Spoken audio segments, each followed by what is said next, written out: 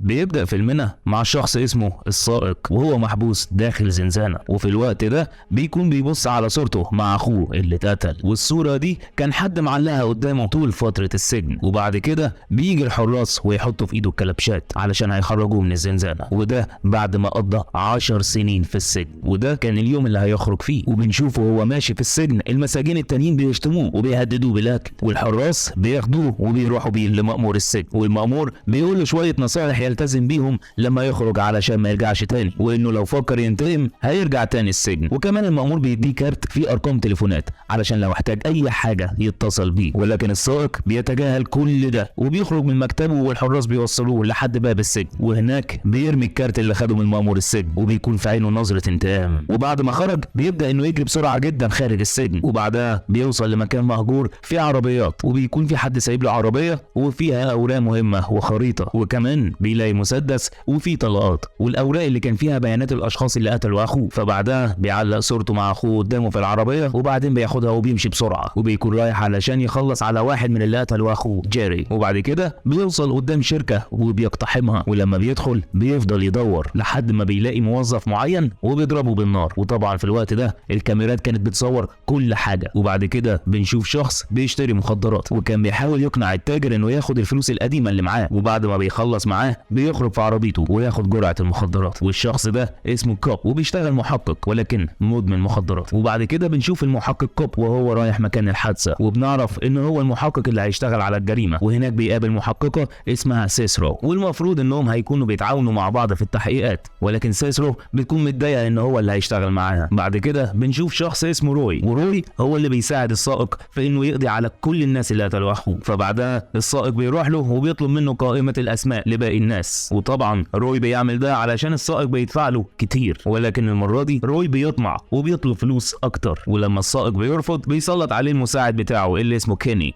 علشان نضربه. ولكن لما كيني بيشوف الوشم اللي على دراع السائق بيعرف ان هو المقاتل الشبح اللي محدش بيقدر عليه، فكيني طبعا بيخاف من السائق وبيطلع نفسه من الموضوع، وروي بيخاف منه وبيديه المستندات اللي فيها اسماء الناس من غير ما ياخد فلوس. وفي الوقت ده المحققين كانوا بيشوفوا الحادثه اللي حصلت على الكاميرات، وسيسرو بتقول للمحقق ان الموظف كان يعرف السائق لانه بص له قبل حتى ما يشوف المسدس. بعدها السائق بيبدا يتطلع على بيانات الناس اللي المفروض هيخلص عليهم واحد ورا التاني، وبعد كده بنشوف واحد اسمه قاتل، وده بيكون هو المسؤول عن قتل جيري، ولكن السائق مش بيكون عارفه او معاه اي معلومات عنه. وبنعرف ان الشخص ده قاتل محترف وعنده ثروه كبيره جدا، وبيكون قاعد مع حبيبته بيحكي لها عن الجرائم اللي بيعملها، وبيقول لها انه نفسه يتجوزها ويبطل الجرائم اللي بيعملها. وبعدها بتجيله مكالمه تليفون بتقول له ان مطلوب منه يقضي على شخص معين، ولما بيبعتوا له صورته بنعرف ان الشخص ده هو السائق. فالقاتل بيعرف ان السائق خرج من السجن وناوي ينتقم من كل اللي قتلوا اخوه. بعدها القاتل بينزل الجراج بتاعه وبيكون مليان عربيات فخمه وجوازات سفر بهويات مختلفه، وكمان بيكون عنده ارقام عربيات مزيفه كتير. ومن هنا بنعرف انه فعلا قاتل محترف. فبيبدا القاتل يجهز للمهمه ويغير نمر العربيه، وحبيبته بتيجي تساعده وتناوله الاسلحه اللي هيحتاجها في المهمه، وبعدها بيودعها وبياخد العربيه وبيمشي وبيروح ناحيه الفندق اللي فيه تايسون. وتايسون هو الشخص اللي السائق عايز يقتله، ومهمه القاتل انه يحمي تايسون ويقتل السائق. وبعد كده بنشوف الرقيب مالوري وهو بيعتذر لسيسرو انه خلى المحقق كوب هو اللي يحقق معاها. وبعد كده المحقق كوب بيسال سيسرو عن نتيجه التحقيقات، وبتقول له ان هي قدرت توصل لبيانات القاتل، وان مأمور السجن كلمها وعرفها كل حاجه عنه، وعرفت انه كان بيقدر يعمل فلوس كتير جدا داخل السجن من تجاره الممنوعات، وانه عمل وشم الشبح على دراعه عشان ما حدش من العصابات التانيه يتعرض له. وبتحكي له ان في يوم من الايام هو واخوه كانوا في مطارده بعربيتهم مع الشرطه بعد ما سرقوا بنك، ولكن قدروا ان هم يهربوا من الشرطه بكل احترافيه. وبعدها كانوا في البيت وفي عصابه تانيه ظهرت لهم، والعصابه التانيه كانوا 5 افراد وجايين علشان ياخدوا منهم الفلوس اللي سرقوها، وكانوا بيهددوا السائق انهم هيقتلوا اخوه، فهو بيكون مضطر ان هو يعترف لهم على مكان الفلوس. وبالفعل بياخدوا الفلوس وبعدها بيقتلوا اخوه جيري. فالسائق بيوعدهم ان هو هيقتلهم كلهم واحد ورا التاني. فواحد بيضرب طلقه في دماغ السائق والطلقه بتخترق راسه، ولما بيكون في المستشفى وبيخرجوا له الطلقه بيكون مات، ولكن المعجزه انه بيصحى تاني. وبعد كده السائق بيوصل قدام الفندق وبيشوف بيانات الشخص اللي هيخلص عليه، وبعدها بياخد سلاحه وبينزل ناحيه الفندق، ولما القاتل بيشوفه بيجهز سلاحه وبينزل هو كمان من عربيته. وفي الوقت ده تايسون كان في بنت بتساعده على اساس ان هو راجل كبير، ولكن هو بيغدر بيها وبيحط لها مخدر في العصير وكان عاوز يعتدي عليها. وفي الوقت ده السائق بيدخل له ويهجم عليه ويقتله، والقاتل لما بيجي يضرب نار في بنت بتظهر في النص ما بينهم، ولكن بعدها الاتنين بيفضلوا يضربوا النار على بعض لحد ما السائق بيختفي فجأة من المكان. وبكده القاتل بيكون فشل في مهمته لأول مرة، وبيكون حط السائق في دماغه ومش هيسيبه. بعد كده المحقق كوب بيرجع البيت لمراته مارينا، وهي بتزعله لانه ما بقاش مهتم بابنه تومي، وبتطلب منه ياخد تومي ويوديه النادي. وفي الوقت ده سيسرو بتتصل بيه وبتبلغه عن حادثة قتل تايسون. فكوب بعدها بيروح مكان الجريمة وبيعرف ان في شخص تاني اشتبك مع السائق بعد ما قتل تايسون. وبعدها بنشوف القاتل وهو بيحكي اللي حصل لحبيبته، وبيقول لها انه كان شخص غريب واختفى زي الشبح. وبعدها بياخد العربية ويتحرك وبيروح عند بيت، وبنشوف واحدة اسمها نانا وبتودع اولادها وهم ماشيين على المدرسة. وبعد كده السائق بيدخل عليها البيت، ولما بتشوفه بتضربه، وبنعرف انها كانت حبيبته قبل ما يدخل السجن، وهو بيلومها ان هي سابته وراحت لحد تاني. وبعدها بيسيبها ويمشي، وبتقول له لازم تاخد حقك من اللي قتله اخوك. بعدها بنشوف القاتل وهو بيتجوز ليلي في الكنيسة، وبعدها بيحتفلوا بجوازهم وهم بيضربوا النار جنب الجبل. والقاتل بيوعدها انه هيسيب شغل الاجرام عشان يعيشوا مع بعض في سلام. بعدها المحقق كوب بيرجع لمارينا زوجته، وبتكون متضايقة جدا منه وبتفضل تلومه لانه مدمن مخدرات، فهو بيوعدها انه هيبطل وبيديها المخدرات اللي كانت معاه. وبعدها بياخد العربية ويتحرك عشان يقتل هدفه الثالث، وده بيكون الشخص اللي ذبح اخوه. فالسائق بيدخله الكازينو اللي هو فيه، ولما بيروح الحمام السائق بيظهر له ومعاه سكينة، وبعدها بيشتبكوا مع بعض والسائق بيقتله ويخلص عليه. ولكن قبل ما بيموت بيديه رقم عيلته عشان يكلمهم وبيوصي عليهم. بعدها بنشوف القاتل وهو بيجهز نفسه علشان يقتل السائق، ولكن مراته ليلي بتشوفه وبتقول له انه وعدها يبطل ويسيب طريق الشر، ولكن هو بيقول لها ان دي اخر مهمة ولازم يعملها. بعد كده المحقق كوب بيكون نايم جنب ابنه، وفجأة بيسمع صوت غريب، فبيلاقي مراته واقعة في الحمام لانها اخذت من المخدرات اللي هو اداها لها. وبعدها بنشوف السائق وهو بيسمع الراديو في عربيته، وبيعرف ان هاندروس ما ماتش لما اتضرب بالسكينة وانه في المستشفى وبيحاولوا يفوقوه. فهو بعربيته بيلف بسرعة وبيرجع من نفس الطريق علشان يقتله. وعلى الناحية التانية القاتل بيروح يستنى السائق عند المستشفى عشان لو رجع يخلص عليه، ولكن السائق بيقدر انه يدخل المستشفى ويخلص على هاندرسون. وبعدها المحقق بيدخل الغرفة ولكن بيلاقيه اختفى، فالمحقق ينزل يدور عليه، ولما بيشوفه بيبداوا هما الاثنين يضربوا بالنار على بعض. فالسائق بيتمكن من المحقق وكان هيقتله، ولكن بيسيبه وبيهرب بسرعة من المكان. وبعدها القاتل بيطارده بعربيته وبيضرب عليه طلقة بتجرح رقبته، ولكن السائق بيقرر انه يهرب بسرعة وما يحتكش بالقاتل. فلما السائق بيرجع البيت عند امه بيكتشف ان مارينا مرات المحقق كوب كانت صاحبة اخوه جيري، وان هي اللي بلغت عنهم ودخلته السجن. وبعدها السائق بياخد عربيته ويروح علشان يخلص على اخر واحد. وبعدها المحققة سيسرو بتكتشف ان كل اللي اتقتلوا عندهم جرائم سابقة قبل كده، وان فاضل واحد فيهم وهو الكسندر، وده اللي السائق رايح علشان يقتله بالفعل، وبيكون رايح وراه القاتل علشان يلحقه. وبرضه المحقق كوب بيكون متجه لمكان الكسندر علشان يمنع الجريمة. والسائق لما بيوصل لالكسندر بيلاقيه عامل خطبة عن التسامح والسلام، ولما الكسندر بيشوفه بيترعب. وبعدها السائق بيشوف زوجته وبنته، فالسائق بياخده وبيتكلم معاه شوية، والكسندر بيحكي له انه تاب عن كل الاخطاء اللي كان بيعملها، وانه دلوقتي اتغير للاحسن، وانه ما كانش يعرف ان العصابة هيقتلوا اخوه. فالسائق بيوجه المسدس ناحية راسه وكان هيقتله، ولكن بيضرب الطلقة في الهواء وبيسيبه يروح لعيلته. والقاتل في الوقت ده كان بيراقب السائق وكان مستغرب انه ما قتلش الكسندر لحد ما بيطلع له ويرفع عليه السلاح، وكان مستغرب جدا من اللي هو بيعمله. فالسائق بيفضل يستفز القاتل بالكلام وبيقول له لو عندي دليل واحد ضدك كنت قتلتك. وبعدها بيدخل المحقق كوب وبيقتل السائق بطلقة في راسه، وبنعرف ان هو اللي قتله في راسه قبل كده، وان هو اللي كان مأجر القاتل علشان يخلص عليه. وكوب